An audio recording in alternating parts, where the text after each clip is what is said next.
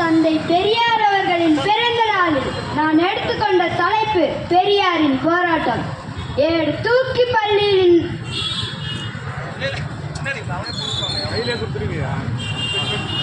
தந்தை பெரியார் அவர்களின் பிறந்த நாளில் நான் எடுத்துக்கொண்ட தலைப்பு பெரியாரின் போராட்டம்.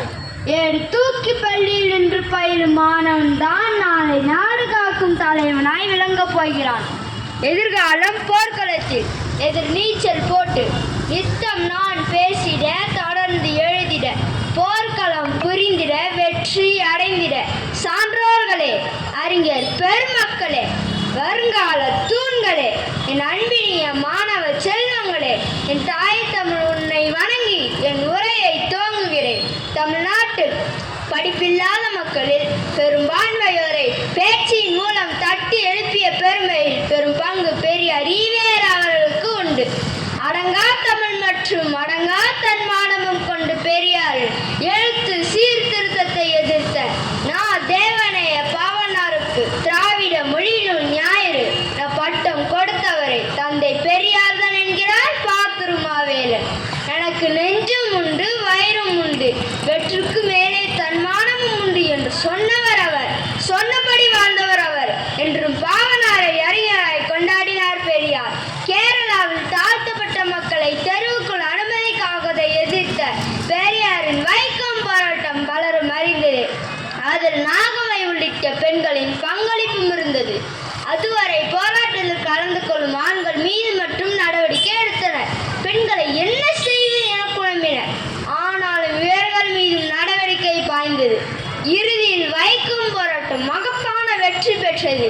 அவருடைய போராட்டத்தின் தொடர்ச்சியாக ஆங்கிலேயர் தந்த பதவிகளை விட்டுவிட வேண்டும், பட்டங்களை ஏற்றுக்கொள்ளக்கூடாது, ஆங்கில பள்ளிகளில் படிக்கக்கூடாது, நீதிமன்ற வாசலை மிதிக்கக்கூடாது, இவையெல்லாம் தீர்மானங்களாக நிறைவேற்றினார் தந்தை பெரியார். நீதிமன்றத்திற்கு போகக்கூடாது என்பதற்காகவே தனக்கு வர வேண்டிய கடனை வசூலிக்காமல் விட்டவர் தந்தை பெரியார்.